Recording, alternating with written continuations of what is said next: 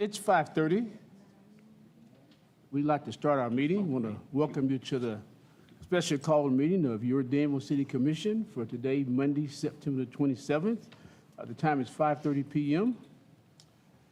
And we would start our meeting off this afternoon with prayer and with our Pledge of Allegiance to be led by our city engineer, Josh Morgan. Josh, I'll take care of the prayer and you take care of the pledge. I'd like to ask us to do a moment of silence in memory and in honor of the COVID increases and the COVID deaths in our community here recently, and for all the other things that are going on in our world in 2021 that seem to be things that we're not used to happening to us. So in this country and around the world, a moment of silence.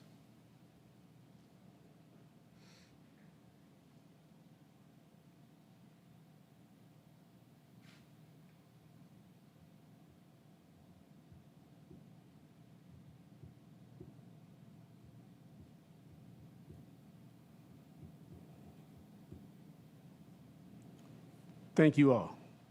I reflected on the fact that I found out, I guess, late yesterday afternoon that last week in a 5-day time period in our state of Kentucky, 170 citizens lost their lives to COVID. So it's still on the rise, still very prevalent. Josh, if you'll lead us in the pledge.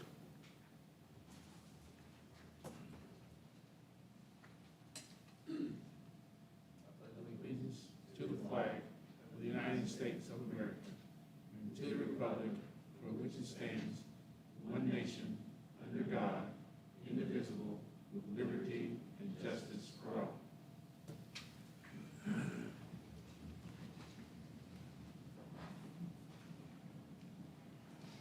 Commissioners, I'd like to ask for approval of the agenda that's been posted since last Friday, with one exception, and that is that we're going to move item number 20, the EMP certification recognition, to item number 1.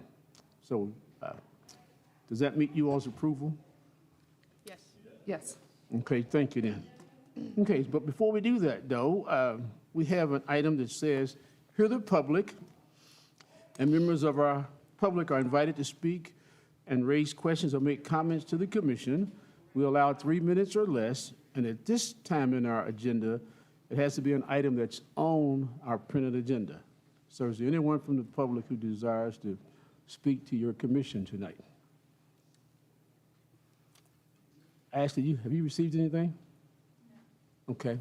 Anyone present desire to speak to us on things that are on the agenda?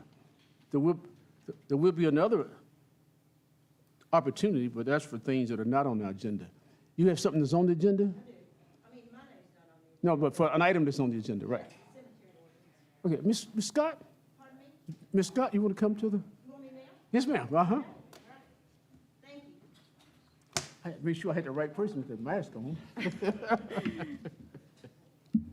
May I take it off to speak? Yes, ma'am. All right, thank you. First of all, I want to thank you for working on this ordinance and for being willing to revisit it, whatever you decide in the end. I also want to thank you for those of you who responded to me, whether you agreed with me or not. That's the right thing to do.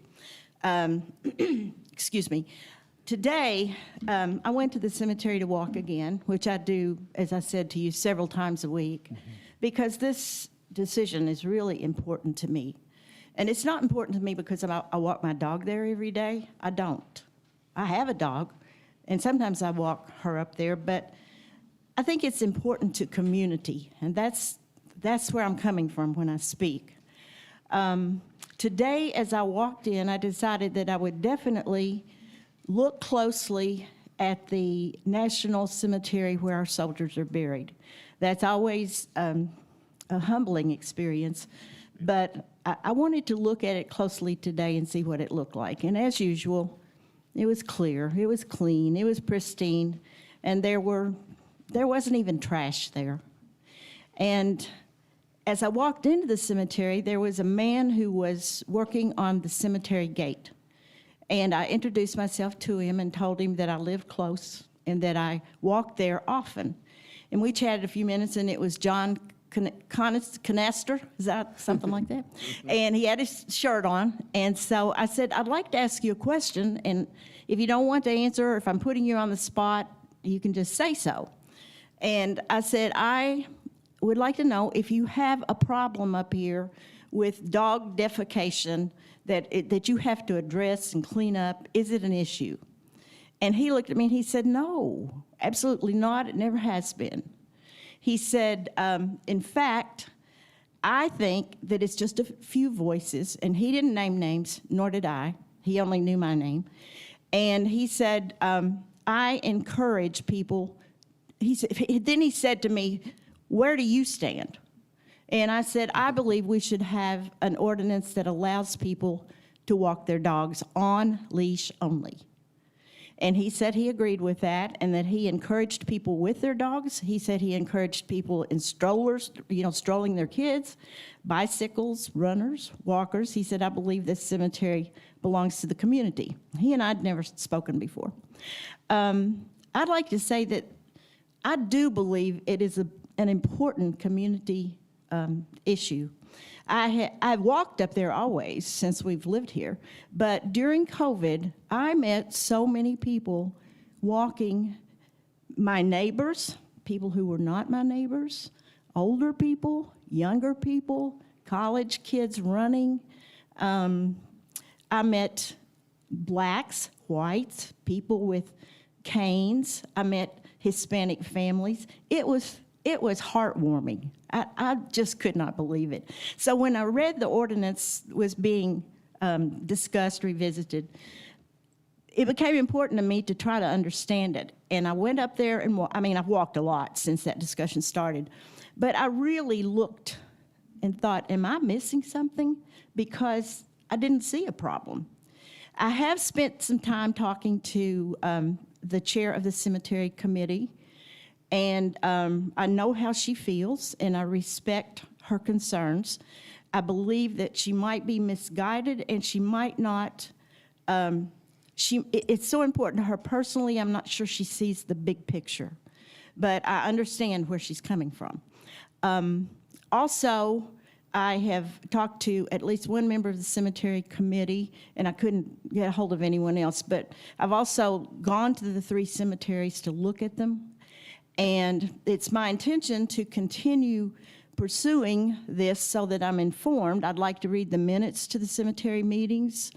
I'm not looking for names of people. I just would like to know the conversation. I've tried to watch your meetings on computer on YouTube, but I've failed miserably, but I'll keep going. And I also would like to talk to Josh Morgan about where he is with this, because the cemetery committee chair said that she had him to make the recommendation to you guys. And I also would like to talk to the police about how they intend to enforce this ordinance. I think that's important. And Ms. Lewis said that the reason you needed an ordinance was that there was not anything on the books that they could enforce. So I'm asking you to revisit this, to think of community, to think of a place where we can all meet, be friends, no conflict, no judgment, and let's make it a viable living space, not just a place where we rest when we're dead. Ms. Scott? Thank you. Thank you, ma'am. Your 3 minutes had expired. I'm sorry. That's all right. No, you did good. They always give me a little, they shock my seat when your 3 minutes are up, so I have to remind you. No, it's okay. You haven't been here in a while, so we understand. Is there someone else that, here the public, that want to speak about items that are on our agenda for tonight? If not, we'll move on then. Okay, we're going to move number 20 up to number 1. Rebecca Hafley, come up, please, ma'am.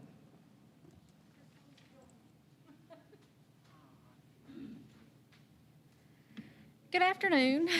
I'm here tonight to present Crystal Blackburn with her ENP, which is an emergency, I don't want to bend it, the emergency number professional. She's the 18th person in the state of Kentucky to receive this, which is a huge, huge honor. She took very little time studying, about 3 to 4 weeks, which is unheard of. She did study groups and everything and took the test, and other people that have done this was like, that's just literally unheard of. But she passed, and we're very proud of her, and it'll probably be things that we look at for other supervision. The ENP certification just pretty much talks about, it demonstrates a mastery of the comprehensive knowledge-based required for emergency programs. It goes all the way from like IT to towers to frequencies. It's just not the basic. It goes way beyond the 911 center. It also helps raise industry standards and increase the respect and prestige of those involved in 911. Shows a 911 profession by showing theirself to be a leader in the public safety community and pledging yourself to stay aware of current issues and developments in the field, which is ever growing with technology. Also, the goals of the certification that it talks about is establish the comprehensive body of knowledge of the emergency number professionals. This is a thing that NENA puts on, which is a National Emergency Number Association, which is at a national level. Is there anything other specifics? I don't want to like talk, because it's kind of, it can be a boring subject, but it's very passionate to us. How many years has she been here and been dispatching? 13 total. She started her career here and left, but she's been back with us for 4 years. I was going to say 3, so I was close. So I'm just really proud of her and all of her accomplishments. Chief, do you want to say anything, or? Have a nice little. I just want to say that this really is a huge honor, and it goes to show the dedication that Crystal's done. She's far exceeded our expectations, and we look for her to do future things for us and be a future leader. And for her to take this on her own, it wasn't something that we encouraged her, but her to take out and reach out and want to do this on her own. This shows you the example of people and the quality of people that we have, and we're really proud to have her. Her desire, she's a driven to be the best, and she's one of the quality people we have that works for not just 911, but for the police department also. Let's say congratulations to them.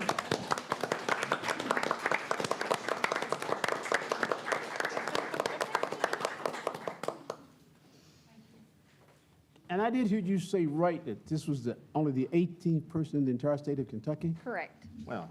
Well, we need to make sure we get the announcement about this in the Advocate Messenger and on our city website as well. You Yes. should be commended for that. Thank you, ma'am. Yeah, we wait a little while for the actual certificate to come in, so very proud and honored to have her as part of my team and part of the city. Good. Thank you all. Thank you. Thank you. Next item on our agenda, 1, 2, 3, and 4 on our original agenda are proclamations for the month of September and October. And we're going to have Commissioner Cottle, Commissioner Cherry, Commissioner Holland, and myself read those proclamations. Commissioner Cottle, you're up first. All right.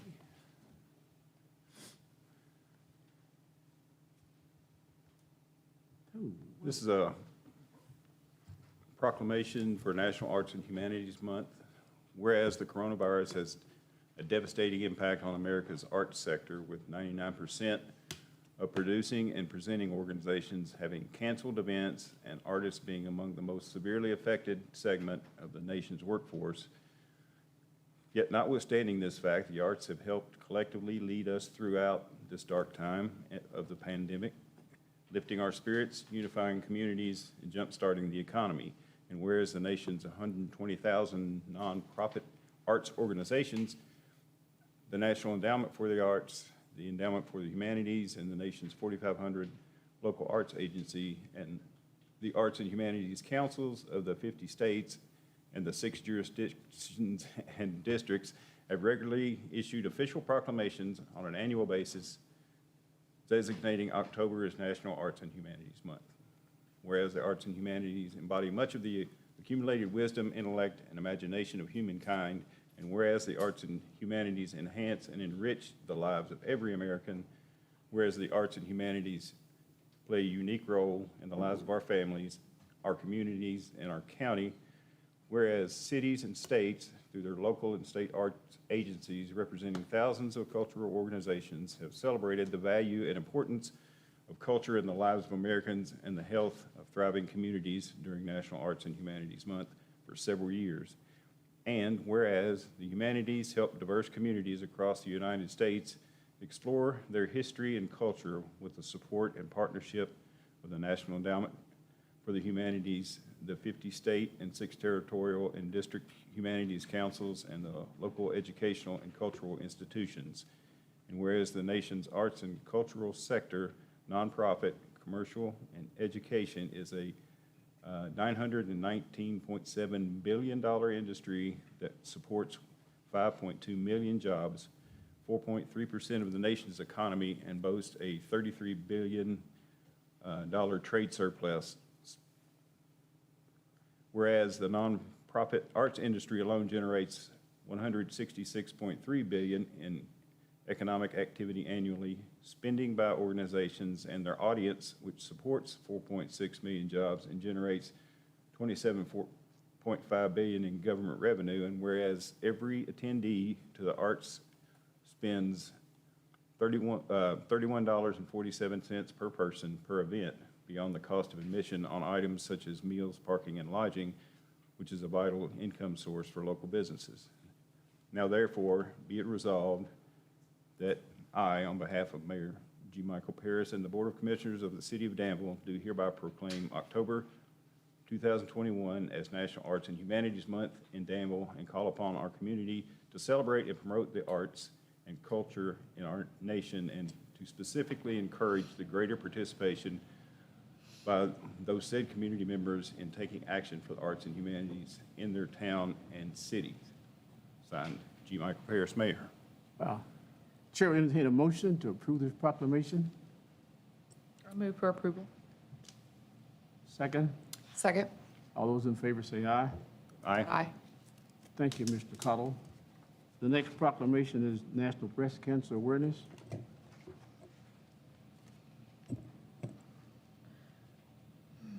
Okay. October. Whereas the month of October has been set aside as National Breast Cancer Awareness Month, the time to educate women and men on the importance of early detection of breast cancer. And whereas this disease is the second most commonly diagnosed cancer in women and men in the U.S., and the second leading cause of cancer death in women, with an estimated 250,000 new cases of invasive breast cancer expected to be diagnosed among women and men in the U.S. this year. On average, one woman is diagnosed every 2 minutes. And whereas October 15th, 2021 is National Mammography Day, and early detection and treatment can save lives.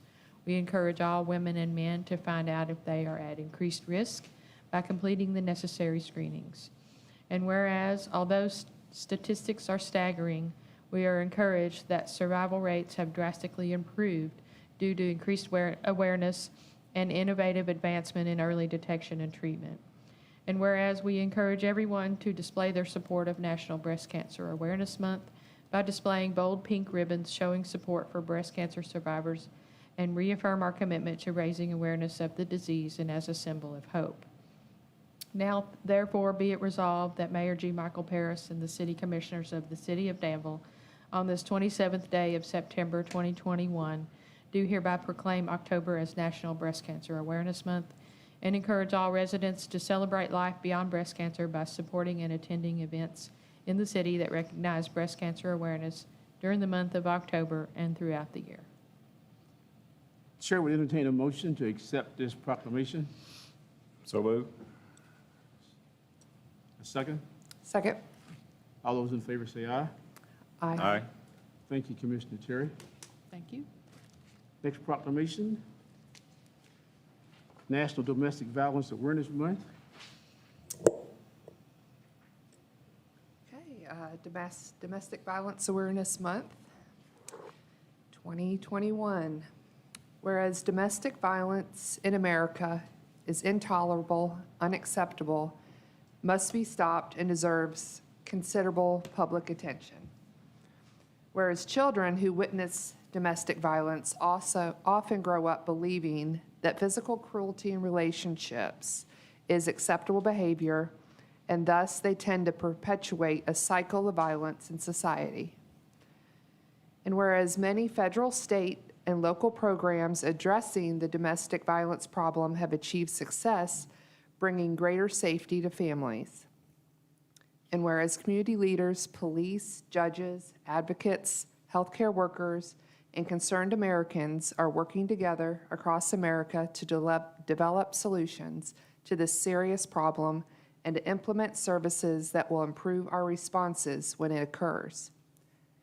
And whereas programs designed to educate men and women about ways they can help prevent domestic violence are being developed across our nation. And whereas numerous law enforcement officials and departments have created specialized domestic violence units that cooperate with community advocates to enhance services for victims, and representatives from the faith community frequently provide essential support in areas where there may be no other services available. And whereas anyone can be a victim of domestic violence, regardless of age, sex, ethnicity, sexual orientation, socioeconomic status, or religion. And whereas we must continue to hold domestic abusers accountable, punish them to the full extent of law, and prevent them from inflicting more abuse. Therefore, be it resolved that Mayor G. Michael Paris and the City Commissioners of the City of Danville on this 27th day of September 2021 recognize October as Domestic Violence Awareness Month and urge all citizens to participate in events supporting the effort. Chair will entertain a motion to accept this proclamation. So moved. All those in favor say aye. Aye. Aye. Thank you, Commissioner Holland. The fourth and last proclamation is on Fire Prevention Week 2021. Whereas the city of Danville, Kentucky is committed to ensuring the safety and security of all those living in and visiting Danville, and whereas fire is a serious public safety concern both locally and nationally, and homes are the locations where people are at greatest risk from fire, and whereas the majority of U.S. fire deaths, 4 out of 5, occur at home each year, Danville citizens should identify places in their homes where fires can start and eliminate those hazards. And whereas working smoke alarms cut the risk of dying in reported home fires in half, and Danville citizens should install smoke alarms in every sleeping room, outside each separate sleeping area, and on every level of the home. And whereas Danville citizens should listen for the sound of the smoke alarm, and when it sounds, respond by going outside immediately to the designated meeting place. And whereas the Danville Fire Department is dedicated to reducing the occurrence of home fires and home fire injuries through prevention and protection education. And whereas Danville citizens are responsive to public education measures and are able to take action to increase their safety from fire, especially in their homes. And whereas the 2021 Fire Prevention Week theme, Learn the Sounds of Fire Safety, works to educate everyone about the different sounds the smoke and carbon monoxide alarms make. Now, therefore, be it resolved that the mayor and the city commissioners of Danville, on this 27th day of September 2021, do hereby proclaim the week of October the 3rd through the 9th, 2021 as Fire Prevention Week, and we urge all citizens of Danville to be aware of their surroundings. Look for available ways out in the event of a fire or other emergency. Respond when the smoke alarms sound by exiting the building immediately, and to support the many public safety activities and efforts of the Danville Fire Department during Fire Safety Prevention Week. Wow. Chair will entertain a motion to accept this proclamation. So moved. Second. Second. All those in favor say aye. Aye. Aye. And Michelle, a big thank you to Ashley for getting those proclamations on our agenda tonight, because this is our last meeting in September, and so the proclamations are being done for the month of October, so. I'd thank like you, to Mayor. ask the Mayor Pro Tem, you know, it was noticed on this end of the dais that you got the shortest one. Well, when you arrive at the meetings early, you sort of get a chance to look at those things, right? All Oh, right. wait. That's fair And enough. since you called it to our attention, I was going to ask Ms. Scott to give you a C at least for your reading ability, right? I was going to say Cottle got the longest one, so. Yeah. Well, I just did them in the order we're proceeding, guys. Okay, item number 5, I enjoy a little entertainment. Approval of the minutes of the previous meeting, which was September the 13th, 2021. Chair would entertain a motion to approve the minutes. I'll move to approve the minutes of 9/13/21. Get a second? Second. Any questions, additions, or deletions? Hearing none, all those in favor of approval of the minutes, say aye. Aye. Aye. Those opposed? Minutes are approved. Thank you. Next item on our agenda is the Friendship City conversation or discussion. Madam Ashley Rader is going to lead that for us. So the mayor of Danville, California has reached out to the city of Danville and asked to be a friendship city with us. That town is named after Danville, Kentucky, and the mayor of that town has connections to Kentucky. She was actually born at Fort Knox. So she really wants to become a friendship city with us, and it's just something we wanted to see if you all were interested in. There will be future costs because she does want us to come out and visit that town, so there will be travel I'm in. expenses. She just wants to exchange proclamations Sure. between each city, and so she's going to visit here, and she wants somebody from here to visit out there. So we need to have a little discussion and then give the staff some direction about how to proceed, right? Yes. My only comment is that I thought she was inviting us to come at her expense, but I understand why she didn't though, but okay. What's your pleasure, commissioners? I think that's a good idea. I think it's sort of like a miniature sister cities arrangement. Be easier to go to California than it is Ireland, so. I think it's a great idea. Okay? I was looking it up and saw that they were the safest community in California for the past 4 years. Oh, okay. So, Nice. and what I read about the mayor was very impressive as well. So, anyway. Okay. So, from this conversation, we want to direct staff to proceed and bring back more information, bring back a proclamation. See if she'll sign an expense voucher for us or whatever, but, okay. All right. Is that what you needed, Madam Clerk? All right, thank you. Item number 7, fiscal year 22 authorized position list revision proposal, and our Human Resources Director, Mr. Randy Board, is going to lead that discussion. All right. I feel lucky. I got lucky number 7 tonight. So maybe that's a good sign. So what we had is during the budget cycle, we had the authorized position list that was presented to the commission. And so what we've come back is we're asking for a revision to the authorized position list. 2 changes. One is within the police department, and the other one's in Parks and Recreation. Oh, can you guys, this thing, is that better? Okay, I don't want to scream. So, two recommendations. One is for a revision to the police department, and the other one is for Parks and Recreation. And that's in light of having conversations between myself, city manager, police chief, and then also our Parks and Recreation director. So I'll start with the police department first. So right now, currently in the fiscal year budget, we had authorized 39 positions within the police department. That head count will remain the same, but what we're asking for, and I think I've got it highlighted in the document here, but basically we had authorized 25 patrol officers and 3 captains.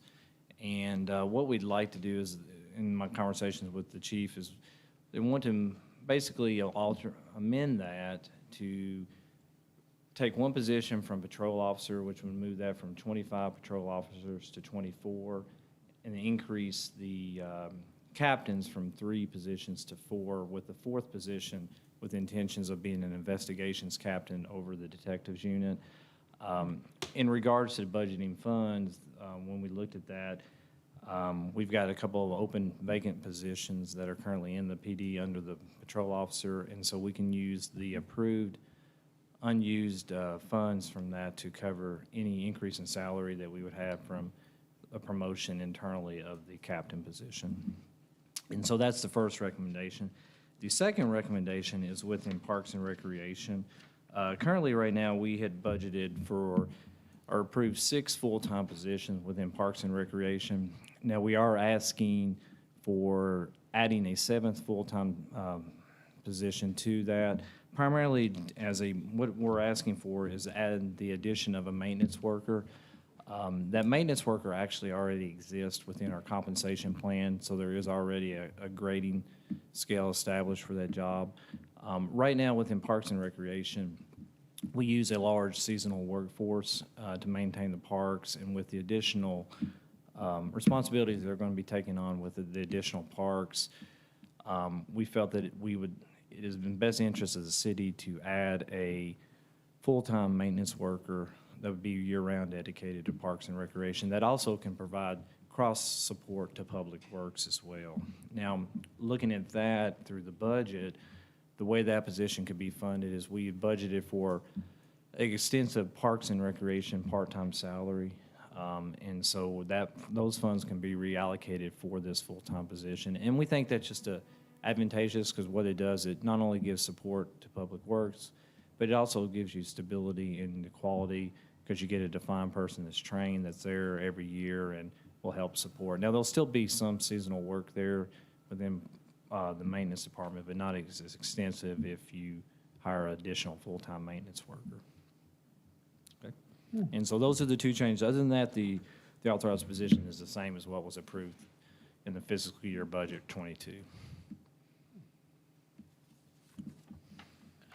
Any questions from the commission? Mr. City Attorney, we need to have a motion to approve this. Yes, please. Okay. Floor is open for a motion. I'll move for approval of I'm looking for the name of it. Total authorized positions. Second.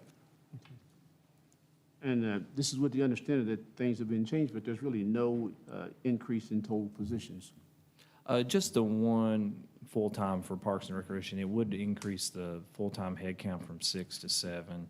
But like I said, we would offset the cost with those part-time budgeted salaries that were already in the department budget for this year. Okay. Any other discussions, questions? Just as a point of information, the change won't necessitate any revision to the city's existing compensation classification plan as the positions already exist. It's merely allocations. However, I intend to make some update within the coming weeks anyway with additional changes with proposals as they come about. Yes. So they will be incorporated into anything else that needs to be changed by the end of the year or shortly thereafter. Okay. Thank you, sir. Thank you. Ready for the question? All those in favor of this position list revision, say aye. Aye. Those opposed? Motion carries. All right. Thank you, Mr. Board. All right, thank you. Item number 8, second reading of ordinance 1977, zone change. This is property on South 4th Street.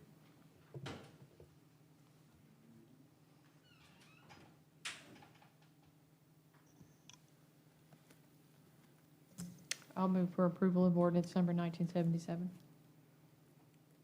Second reading. Second. Any questions, comments, discussions? Commissioner Atkins, I'd ask the city clerk to read into the record, please. Yes, sir. All right. This is the second reading of ordinance number 1977, an ordinance changing the zone from HB Highway Business and RM2 Two-Family Residential to CB Central Business for approximately 0.953 acres, more or less of real property located at 424 South 4th Street, 426 South 4th Street, 433 South 3rd Street, and 437 South 3rd Street in the city of Danville, Kentucky. Thank you, ma'am. Commissioner Cottle, Yes. Commissioner Terry, Yes. Commissioner Holland, Yes. Commissioner Atkins. Yes, ma'am. Item number 9 is a city manager report. You got 12 seconds, Earl. 12 seconds, we'll make it quick. Brent Blevins is not here tonight. We missed his schedule. We'll have him here in 2 weeks, just as a matter of follow-up and continuation of updates. We have discussed having the celebration of Halloween on the 30th, Saturday night instead of Sunday night. Have it from 5 to 7 p.m.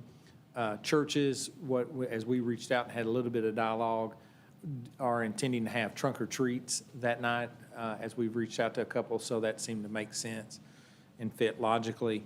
Also would like to point out that a commission workshop is planned for the 13th of October at 10 a.m. Here at City Hall for you guys as board development, staff development time. And that's really all I have, unless you all want. That is here? That That's here. location is here? Yeah, And that's all you have? that's all I have. All right, well, thank you, sir. So that's set for sure, Yes. Saturday, the 30th. No, Halloween is on the 30th of October. But Yes. the board meeting is the 13th of October. Okay, so Halloween will be the 30th. That is correct, yeah. Okay, are they doing the downtown thing? Ashley reached out. I don't think that they have enough support right now with COVID. I think that's That's what I negatively was- impacted the momentum of that. It was pretty And so we're- crowded yeah, before. yeah. Okay. And we'll put an announcement about Halloween hours and times on the Facebook tomorrow and the city website as well. Okay. Okay, thank you all. Next on our agenda is Hear the Public, and this is where the public can speak to the commission on items that are not on our agenda tonight, but are concerns of our citizens in our community. And I want to reemphasize that we allow you for 3 minutes or less at this time in our agenda as well.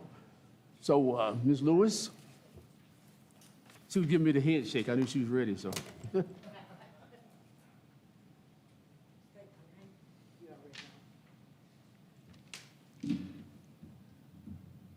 Flo Lewis is my name, and I'm here on behalf of myself and the neighborhoods on South Second Street. That red building, I've talked to Commissioner Atkins, city manager, and I've not discussed it with Jenny, but I didn't even know no numbers for you all. But what I'm here for, it's becoming it's awful. It is awful. The white lines that they put down to keep the cars back, where the junk cars back off the road, that was fine. But it's not the lines that's gonna help us. We need some help with the whole situation down there. And they always blocking the road, people coming out of Duncan Hill, going in Duncan Hill. And of course, I'm up and down Second Street. I know I'm gonna be long with 3 minutes.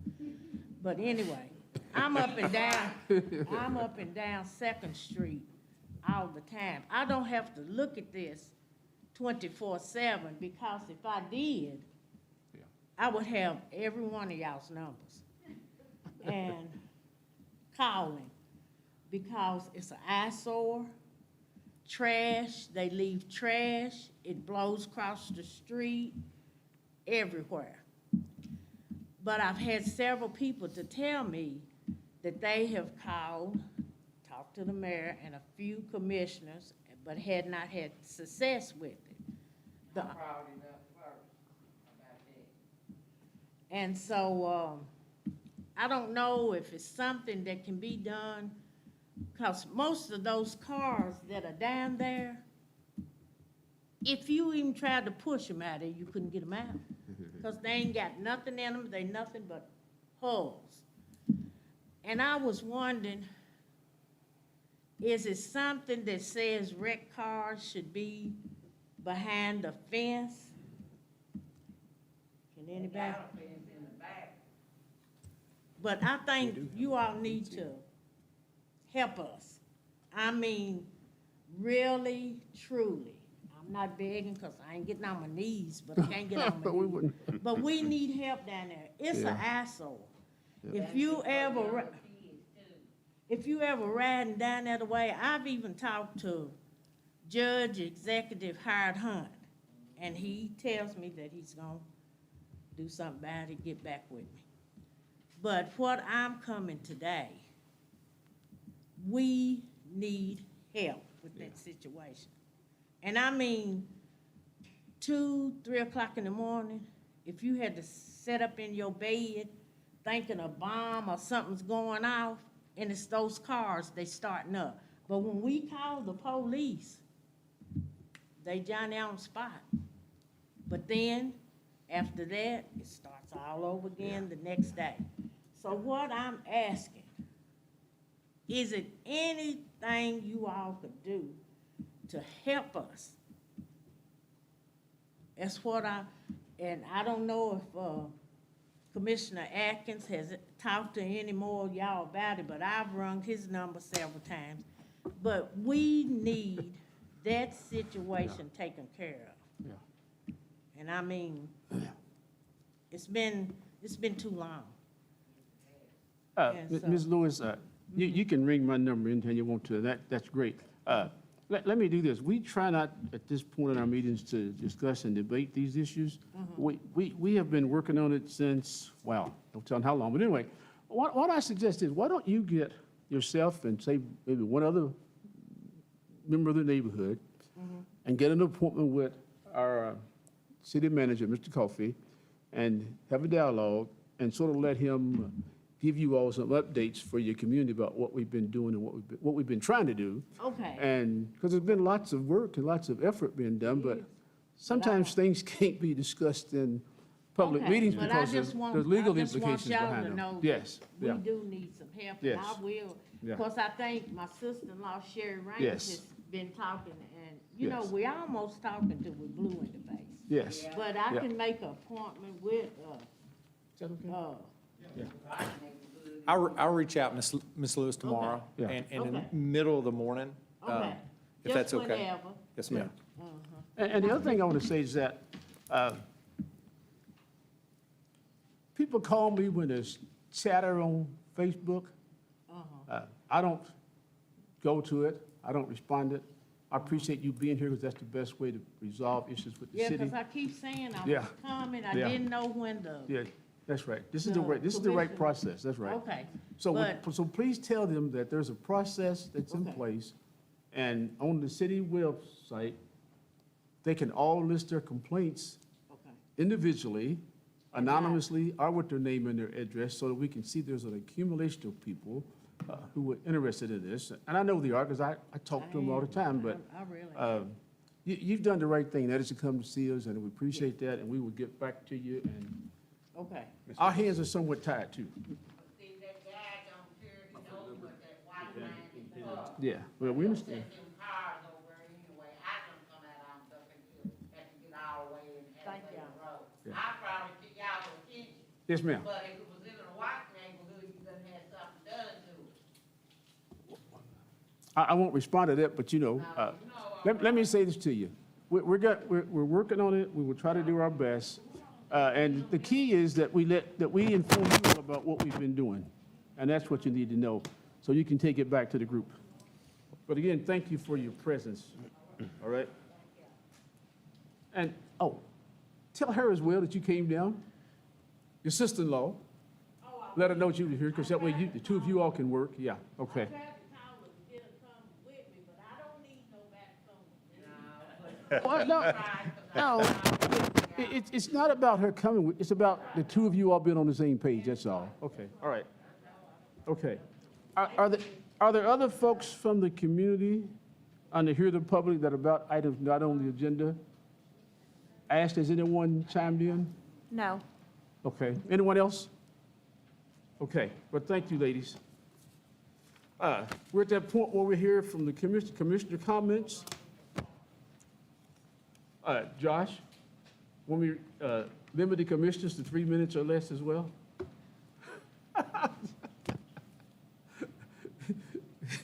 Commissioners, any comments, updates?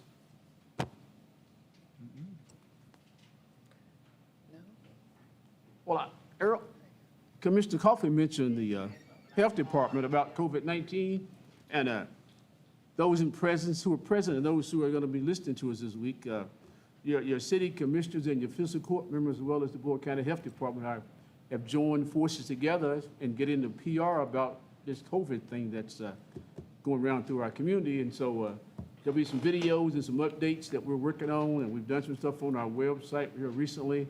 We're looking for places to have pop-up clinics, and I just say my update, my information is that get the shot, wear your mask, keep your distance, and if you can't do one of those three, can't do any of those three things, do one of them. Stay home. You can't do anything else, just stay home, keep yourself safe, keep me safe. Well, that's two, right? But the COVID thing is a very serious thing right now. It's back in our community. It never really left, but it's really back with a vengeance now. And when I talk about 170 deaths just in Kentucky in 5 days, you know, that's, well, we got to take it serious. Okay, any other commissioners, any other comments? I actually did want to make a comment. We all had the privilege, I believe all of us had the privilege on Friday to take a little tour of the new fire station that's under construction. And I wanted to thank Chief Simpson and Mr. Morgan here and the guys from Marilia that took us through, and they were so kind and gracious to allow us to do that. And it's going to be a great thing. I can't wait until it's finished, and our firefighters deserve that facility. It's been a long time coming. So the other thing I just wanted to say is we have to follow processes. So just because we haven't necessarily had a public conversation about something does not mean that we are not addressing it. So we are aware of your situation on 2nd Street, but we have to follow our process. And we appreciate you all following that process along with us. We are aware, and we are in the process of addressing it. So thank you all. I got that's You got 30 seconds, you're right ahead. I got 3 seconds. It's real bad. Just kidding. I'm bringing to attention, my name is Margaret Calhoun. Yes, ma'am. We barely need a homeless shelter, Yes, ma'am. because this man, he's out there living, in on the benches and everything. Y'all probably already know him, Mr. Calhoun. And we got him some food over the weekend. He was hungry. And Danville needs a shelter for people to stay. We don't even have that, a homeless shelter for the homeless. And it's a nice house on Duncan Hill on the corner on the 2nd of John Eddie Gunny High. Y'all need to talk to that family, see if they sell that house to y'all. We need one. I feel for him. He's got a mental problem, but he don't need to be living out there on the streets and just getting ready to get cold. He was sitting on the benches up at Dollar General store this weekend. Yes, ma'am. He just said it's not only him. And I'm good. Well, you did real good, young lady. Thank you. Anyone else? Ashley, still nothing from the calls? All right, thank you. Let's move right along then. Item number 10 is payment of the bills. I move for approval of the bill list in the amount of $265,661.19. Second. Probably moving second. Any questions, or comments about the payment of the bill list? September 28th bill list? Seeing none and hearing none, Chair call for the question. All those in favor, say aye. Aye. Those opposed, bills can be considered paid. Thank you. Item number 11 is Resolution 2021-09-2701, an EDA grant application with Hunter Consulting. And Mr. Carrier, you're going to take that item? Thank you, Commissioner Atkins. A little bit of background. This is in relation to furthering economic development on the western side of Danville. There's some capacity needs from a sanitary sewer standpoint, which you guys probably heard me discuss a little bit over several meetings. When you're restricted by capacity, it impacts your economic development and the appeal for other companies to come into town. So that being said, this grant's to upgrade the existing sanitary sewer gravity line that extends from the existing lagoon. I've provided a map as well for you all to kind of follow along. There at Woods Drive in the park, extending to the west along Phase 2, and then ultimately along Phase 1 all the way to Corporate Drive, Meggitt Aircraft Braking. And as you all well know, a couple years ago, their growth was stunted due to the pandemic. And so plans for this particular project was also put on hold at that time. So now that Meggitt is back in the picture, now we can frame that up from an economic development standpoint, move forward with this grant application. And that's ultimately what this is for. This is just a request to authorize Hunter Consulting Group to apply for EDA funds that have just come online as of the end of last month. So, and if they were, given the award to do the application process, they'd also act on our behalf to administer the grant in the future. So, Thank you, sir. Any comments or questions from the commission? Do we have an amount on that yet? yeah, we've got some preliminary numbers. We have what's called a preliminary engineering report put together, and we've got some rough construction costs. It doesn't figure in administrative costs. For Phase 1 and 2 together, you're in the ballpark of about $9 million. So they're not exactly equal, but they're pretty equal. One's about 4.5, the other's almost 5. So you're in that ballpark of about $9 million. And in our discussions earlier with Hunter Consulting Group, that in their professional opinion, that the sweet spot is around the $4 to $4.5 million range for an EDA grant, which would probably maximize your potential. So our initial thoughts, we haven't settled the discussion just yet of which phase, but our initial thoughts are to go with Phase 2, inclusive of that lagoon there. So that'll put us a little over the $5 million range. So Okay. they feel like that'll set itself up well for an EDA application. Okay. Other questions or comments?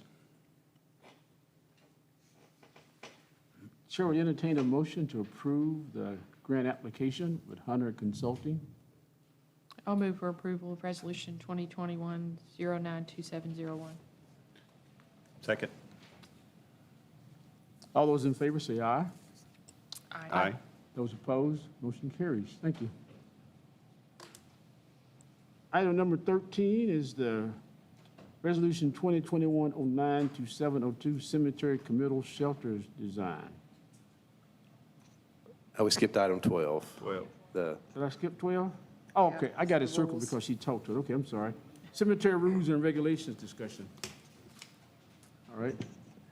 Yes, we wanted to bring this discussion back before you all tonight. I think it was 2 meetings ago, I believe, we decided to change the cemetery rules and regulations to forbid animals, pets in the cemetery. In the meantime, city attorney had been working on rewriting the ordinance, so took it from being I think it was at this time written like a criminal citation and made it a codes enforcement citation, which would simplify things. But it appears that there's been some further discussion amongst you all and Earl, city manager, and we wanted to just have another opportunity to discuss it and see if we wanted to change routes. I wanted to know the actual number of complaints over what time period, because I kind of left the last discussion with that question. I thought, man, I wanted to ask that. Mm-hmm. I've received a couple complaints. Earl, you've probably received more than I have. And over what time period? Like I how many years? received several over the course of a week that were really in concert with each other, it seemed. And then there was about a month had passed, and then there was one of those followed up. But we've really not worked beyond just that recollection. We've not necessarily marked every complaint. in that direction, to be honest. Yeah.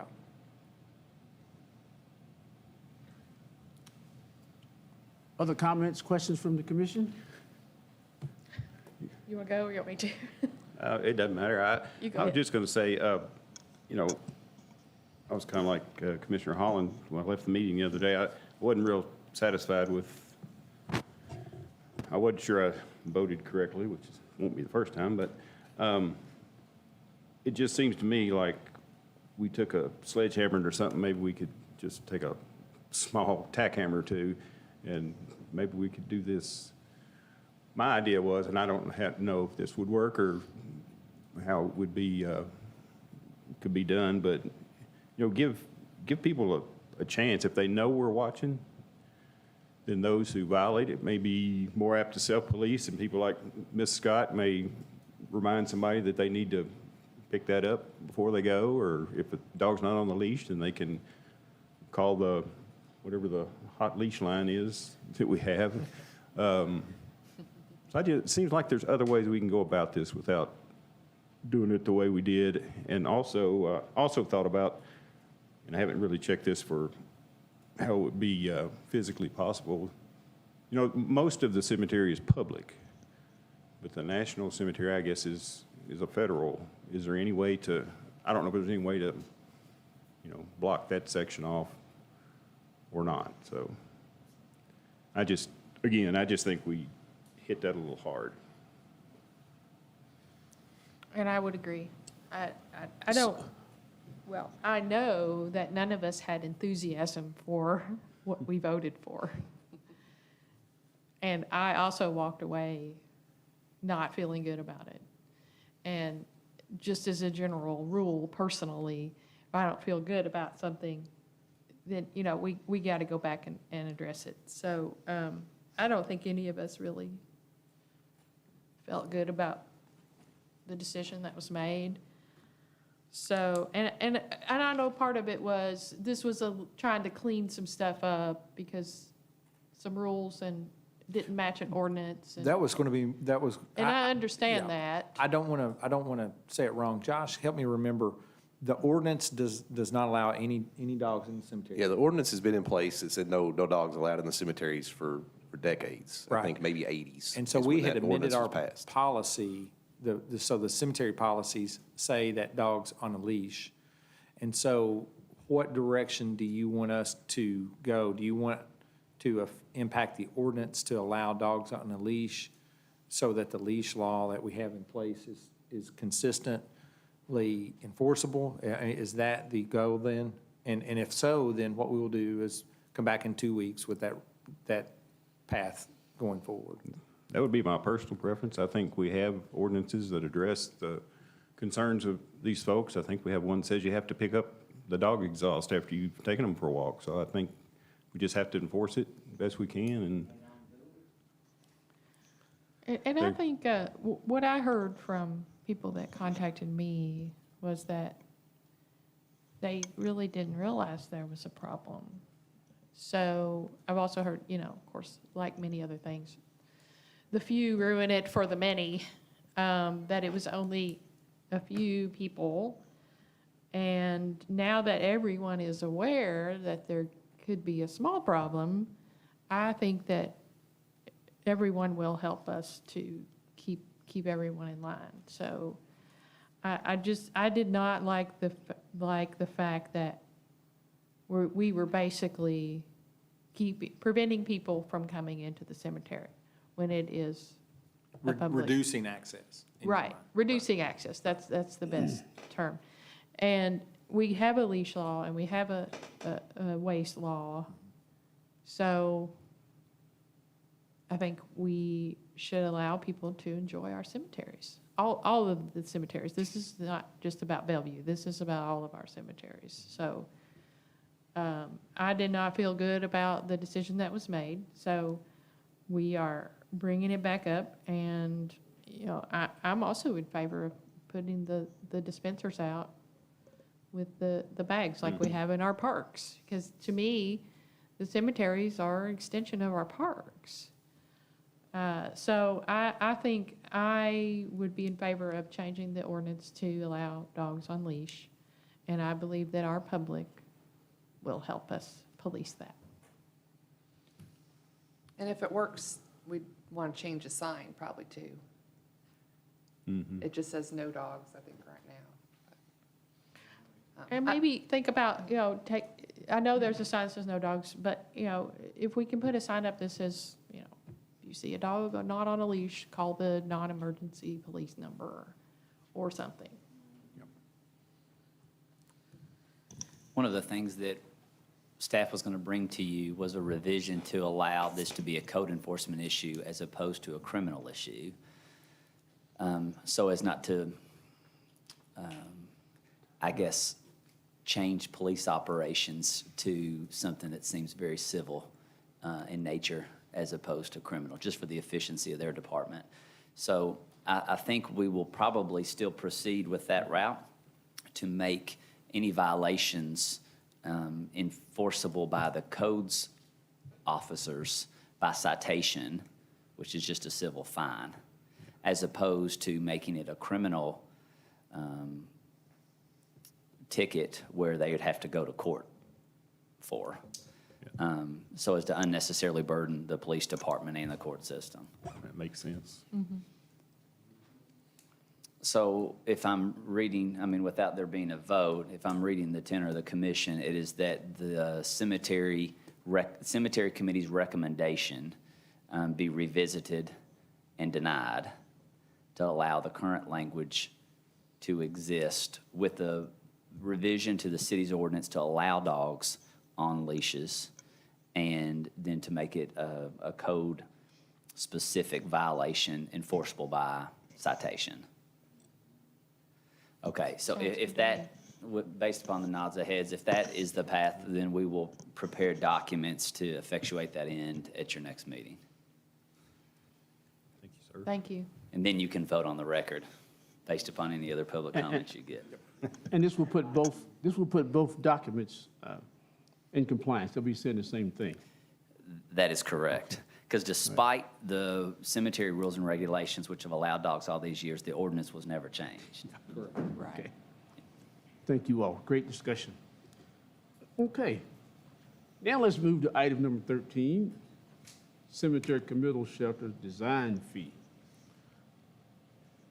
Yes, the city approached. Josh, Oh, yeah, you- go. go You ahead, need Josh. you ready? want to vote on it first and then have discussion? Or, motion? No, we don't need a motion on number 12, do we? No, For number 12 now. yeah. Do you want a motion on 13 before we start discussion? We can introduce it, I guess, first. Okay, I'll introduce it real quick. The city approached Carmen Landscape Architecture Firm they previously worked on the city's cemetery master plan to provide, design services to do a preliminary design for the committal shelters at both cemeteries. They provided a fee proposal of $6,500 for those services, and we would like you all to approve that design fee, and we'll move forward with the contract and get them working. The next step would be to we would bring back some preliminary designs. He said he's going to bring back some options to us that we can look at and kind of go through and select which ones we like that they would move forward with to a further, schematic design. So Chair would like to entertain a motion for Resolution 21092702. I'll move for approval of Resolution 2021-092702. Second. Any further comments or questions? I'm wondering, also in my discussions about the dogs in the cemeteries, I also talked to some funeral directors and asked them about the dogs in the cemeteries. So we also talked about a shelter in the cemetery when I talked to them, and I really feel like we need their input at some level, because the funeral homes are the people servicing the families, and they know best how a shelter and a committal shelter should work, locations, those types of things. And what I have been told by more than one funeral director is the shelter, if you are going to have your services there, should be either at the highest point or it should be the first thing that you see.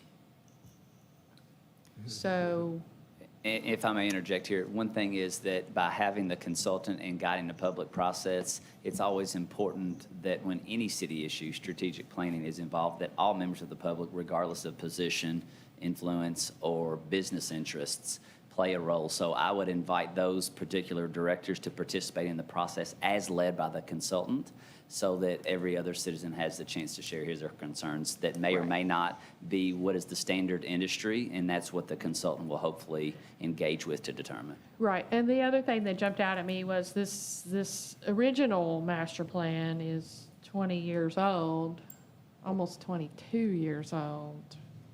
And I know that this says it's an updated, where did I read that? Kind of an updated version was done for this proposal. So I'm just kind of throwing things out Yeah. that I just want to make sure Yeah, that Earl, I tell when you. did you all update the master plan? I don't It remember. was after 2000, because I was here. Yeah, and it was way after 2000. The master plan that established the location was probably less than 10 years ago. But one of the issues with the city cemetery is that you're landlocked. And the idea has always been use the highest ground and the best ground that for interment, and to make that property, to the extent practical, available for that benefit. The area where the shelter was designed is unusable for burial, and so therefore, that's why the consultant ultimately recommended it for that precise location. So that if you relocated that to the gate, and some people would argue it doesn't need to be where you come into the cemetery, because then where does your cars end up? Where does your line of cars park then? Are they in the street if you park right at the gate? So by what the conclusion was at the time that plan was developed was to locate the shelter on the unusable ground where it's at, clean that up, which has been done. And so it looks better, and then that enables your cars to park on your main route back to that, and doesn't in essence block your front when you're pulling in.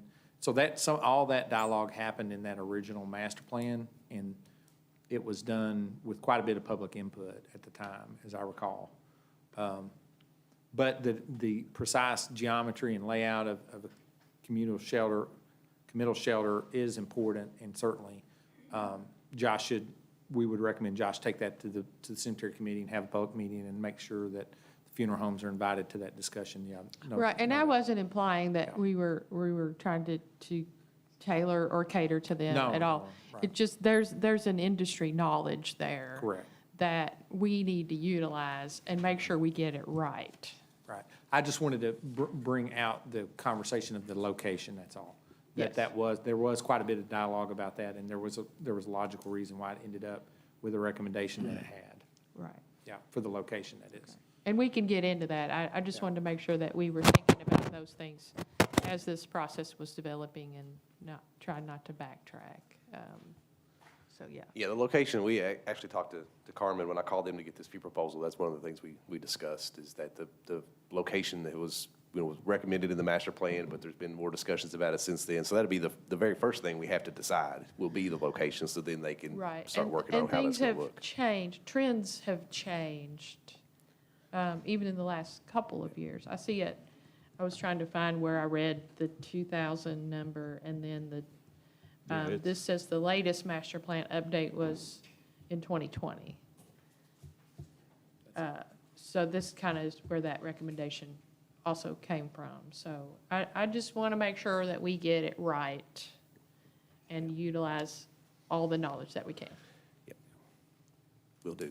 Are there any other comments or questions on this item?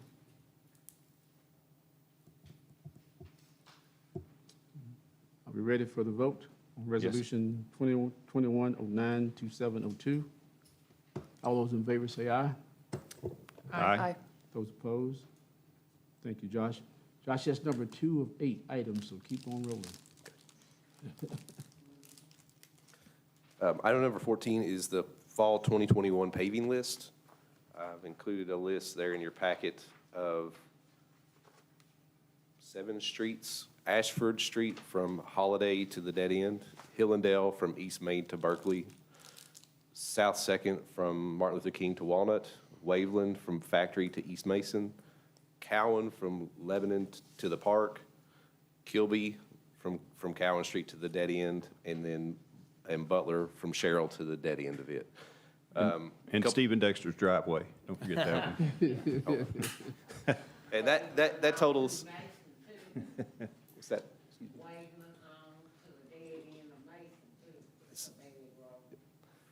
And that totals, the estimate we've gotten from the Allen Company is $142,844.55.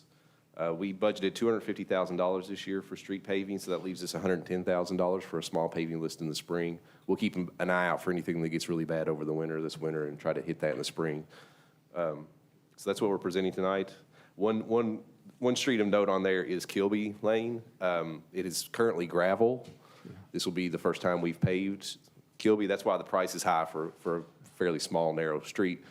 We took over Meadow Lane Cemetery at the end of Kilby Lane a couple of meetings ago, and this will just provide, once we start entering that property more often with our mowing contractor and doing maintenance work on the cemetery, we want to make sure that road can stand up to that extra traffic. So that's where we're gonna move forward with paving it at this time. Need a motion? I move for approval of Resolution 2021-09-2703. Second. All those in favor say aye. Aye. Those opposed? Motion carries. Josh? Yes. Central Fire Station?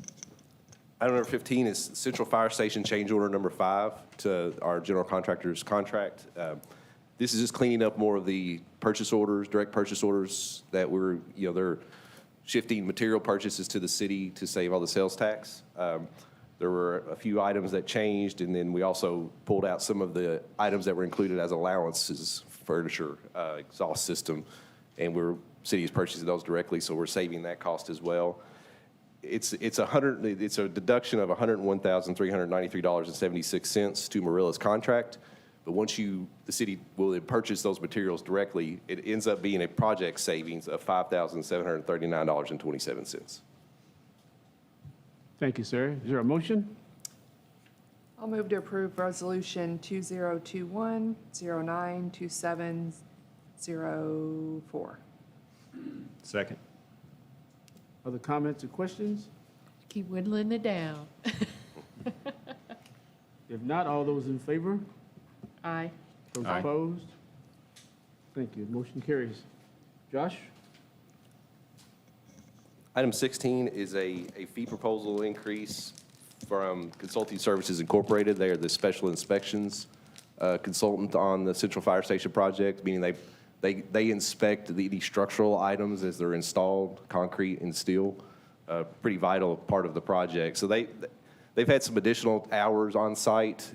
A lot of this comes from the tunnel that they did not include the tunnel in their initial proposals, so we've had to add in hours for that. But also there's been some additional time with the masonry portion of the project that they've had to make extra visits. And this is it's an hourly not to exceed, so we kind of keep an eye on those hours and see how they're doing. But they're asking for an additional $15,000 onto their contract. I'll move for approval of Resolution 2021-09-2705. Is there a second? Second. All those in favor say aye. Aye. Aye. Those opposed? Motion carries. Thank you. Josh, item number 17? Yes, the engineering department has been working with the fire department and the fire marshal to look at the annual inspections of the city's facilities for any kind of fire protection items, extinguishers, exit signs, the alarm systems, and we need to contract that out. We've gotten a little bit behind on that, so we want to catch back up. So we've worked with Cintas. They have government pricing for those services, and they've provided us unit price proposal for those services that we've included in your packet we'd like approval of. But also, we would like to contract with them to do the monitoring of the fire alarm system at Jenny Rogers. That system's currently not being monitored. We'd like to go ahead and get that cleaned up so we can start keeping an eye on it. Chair will entertain a motion. I move for approval of Resolution 2021-09-2706. Is there a second? Second. Any other questions or comments? If not, all those in favor say aye. Aye. Aye. Thank you. Those opposed? Motion carries. Item 18, Josh? Yes, we applied for a recreational trails program grant in May for the enhanced trail crossing on Stanford Road. They reached out to me recently that we haven't been selected yet, but they reached out for a few more documents that they needed to have sent in. I needed to get your all's approval to have the mayor sign them. They include forms just acknowledging that we're going to comply with ADA rules, civil rights rules, and we are a drug-free workplace. So pretty standard documents. Is there a motion? I'll move to approve Resolution 2021-09-2707. Second. Questions or comments? I have a question. Is this to actually cross the road Yes. on Stanford Road, safety features, all that? Yes, we were going to add a pedestrian refuge island in the middle, so we would widen Stanford Road, and there would be a median in the middle at that location that pedestrians could stop at. and make We sure saw that. We talked about that and saw some plans or drawings of that, right? Yep. I think, am I remembering that Back in May, correctly? when we applied for the grant, we Okay. brought Wanted to some make sure I was examples thinking to of you all. Yeah. Want to make sure I was thinking of the right thing. Okay, thank you. Other comments or questions? All those in favor, say aye. Aye. Those opposed? Motion carries. Thank you again. Josh, one more? Last one. Yes, at a couple of meetings ago, we've selected Bayer Becker to be the lead designer for the parks facilities projects that we're working on. They came down week before last on a Thursday, and we toured a lot of the facilities, and then they were here for the Jenny Rogers open house, and then we looked at a few more facilities Friday morning. And then they have provided us with an initial scope and fee to begin preliminary design on. There's kind of four main areas that they're initially focusing on. And if you look in the packet, they've got a whole list of the scope. But it's primarily the aquatic facility, the fairgrounds area, Jenny Rogers, and Michael Smith Park as their focus of this initial scope and fee. So they provided to us, they've given us, we're treating this as also as a not to exceed hourly contract. They've given us hourly rates for their staff, and then they've given us a not to exceed. It's a big number of, I believe it's $194,000, and give you the exact number, $194,120 is their initial fee proposal. That covers a lot of facilities, that covers a lot of work, and we'll keep an eye on their hours. I mean, we're not going to frivolously spend their time. We're going to make sure that we spend it well and that we get a good product from them. But I'm excited already. They came to that Jenny Rogers open house and gathered a lot of good information on pretty short notice when I told them that was happening, and they provided some good stuff. So we're excited to move forward. Is there a motion? I move for approval of Resolution 2021-09-2708. Is there a second? Second? Any questions or comments? Do we have a timeline on what this scope of work is approximately?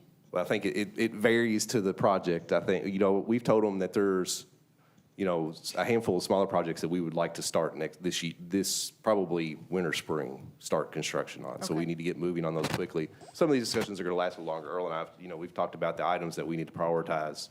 Working on the fairgrounds, there's some areas that we need to prioritize there. Michael Smith Park, obviously a priority short-term. And Jenny Rogers, there's items there that we need to get moving on fairly quickly. But then some of the other discussions, aquatic facility, those are just going to take a little bit longer and be a little long-term. But the money's budgeted.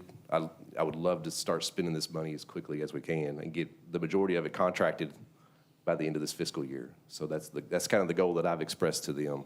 But we're going to have a lot of things moving simultaneously. Yes, And yes. we're going to try to keep you all updated and keep them moving and just keep this moving along as best we can. I believe there is a section in here about splash pads, yes. Yes, definitely splash pads. You'll do it yourself if you have to, won't you, Josh? Hey, Josh, is there another public meeting involving Jenny Rogers in the works? We haven't nailed down anything solid yet, but yes, there definitely will be. Okay, Yes. good. All right, thank you. Chair will entertain a motion? We did that part, We didn't we? did. We already did that, didn't We we? did have that motion? All right. Ashley, we have a motion? Okay, all those in favor, say aye. Aye. Aye. Those opposed? Motion carries. Thank you, ma'am. Thank you all. Josh, pretty good, man. 8 items? Good thing we had them over the weekend to study them. All right. Item number 21, Chief Gray. Mayor Pro Tem and Commissioners, I will be handling the Kentucky League of City Safety Grant.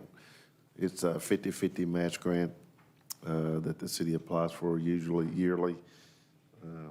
We get cones, vests, traffic vests, safety issues like that. There's only certain things you can buy. I think the maximum amount that the city can do is $3,000 is all we can be reimbursed. Just ask for permission to go ahead and apply for that again and see what needs we can get with the funds available. Chair would entertain a motion. I'll move to approve Resolution 2021-09-2709. Second. Any other further comments or questions? Chair calls for the question. All those in favor say aye. Aye. Those opposed? Thank you, Chief. Item number 22, the police chief is followed up by the fire chief. How about that? Ooh, this should be a biggie. All right. We've got some of the information back on the new fire truck. I wanted to talk a little bit about how we got to this process. Back in January of 2000, we got an apparatus committee together. We took a look at kind of what we're going to be doing in the next 20 years as a fire department. We came up with a list of stuff we would need on the fire truck. We met with 7 different manufacturers over the course of a few months in February. Then COVID hit, we kind of slowed down, and we didn't get to revisit it until September and January of 2021.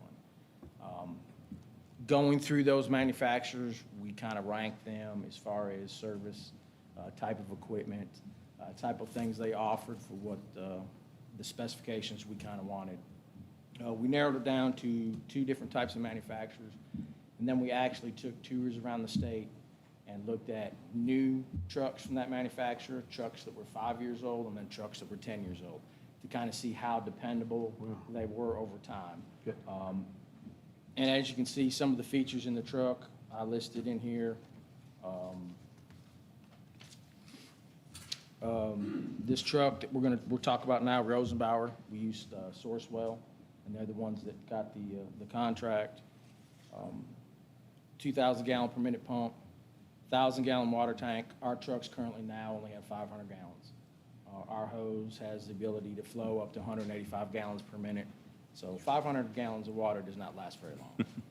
So we wanted to have extra water, enclosed pump panel, some EMS compartments. And then this truck has what they call the Haas alert system. It's the Heedful Audio Alert System. It was created in 2016. And what this does is it has a box in the truck that when you activate the emergency lights, people that have the GPS that use the Waze system, it will actually come across your speakers in your car and say there's a fire truck within a mile or a fire truck within 2 miles. So it's all internet and cloud-based. It's free for the first 3 years we have the truck, and then I think they said it's $100 a year after that. So it's a really good system to alert people of where we are and help us out with traffic and stuff like that. Also, what I did not put in here is it has a clean air recirculation system. Basically, it's a scrubber. It has a carbon filter and a HEPA filter in it, and it's the same thing in ambulances to stop germs. With this COVID and some of the carcinogens we have with the air packs when we get back into the trucks, this will allow the air to be clean and it'll scrub it. This truck also is rhino lined and will have vinyl seats to where we can clean it, and none of those chemicals will be able to absorb in the cloth or in the floor. So that's, I think as you can see in there, the truck price from Rosenbauer, $676,491. You said 676,000, right? Yes. Is this, are you going to retire the old pumper or just keep it for? What we'd like just to in do, case? this actually replaces engine 17, which is a 2000 model.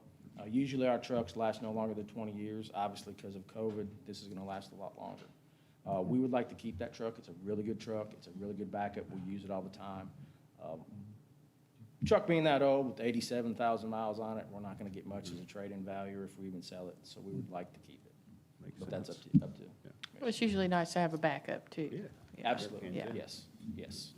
Yeah, you can always sell it somewhere down the road Yes. if you want to go a different route. Yes. But maintaining a truck like that in reserve can be beneficial. We've done things like that on the public works side before, and it's paid out for us to have those extra resources down there. We'd like to point out the picture in it a little bit and talk Yes. about the visual. It looks cool. I was Yes. going to ask. Well, we wanted to kind of make a statement because this is a brand-new fire station. This is, a unique truck to this area. That Haas system, this will be the second truck in the state of Kentucky Rosenbauer has that will actually have that system in it. So it's technologically very advanced, and it'll fit really good with that new fire station. Going with our motto, City First, it's a very unique color scheme. The front of the truck in the grill, it will actually be backlit Danville in red. So when we're driving down the street, you will be able to see Danville in the front of the truck. Wow. Yes.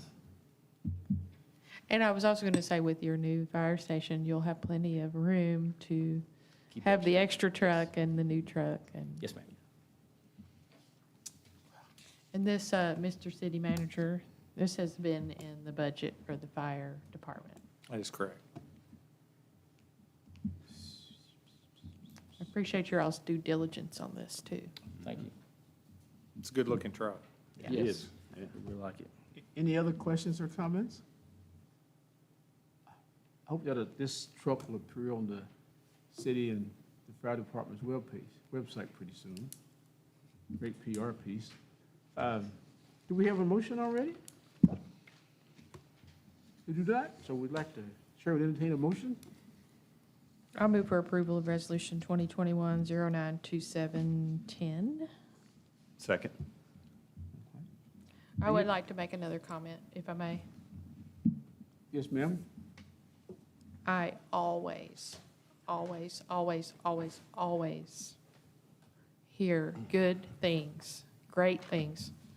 People gush about our fire department and how professional they are, how courteous they are, and I just so appreciate that.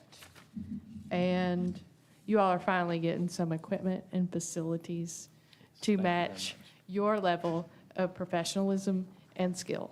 So, thank very you. much. We've got an excellent group of guys across the street. Yes, I we mean, do. Excellent. Other comments? I promoted you. You didn't even tell me thanks for the promotion. Well, thank you, guys. Thank all of you. Oh, okay, all those in favor? Aye. Aye. Those opposed? Thank you, sir. Thank you. Good job. Okay. That concludes all of our printed agenda. And since I'm facilitating the meeting tonight, I'm not going to ask the next question that you all are waiting for. Is there a need for an executive session? Wow, see there, earlier, I did it anyway, right? You did that on purpose, didn't you? Chair will entertain a motion for adjournment at 7:00 PM. Tell the mayor that too, right? Good job. I move that we adjourn. Second. All those in favor? Aye. Those opposed? Thank you all for your attendance, and thank you guys for Thank the you. work you do for our city.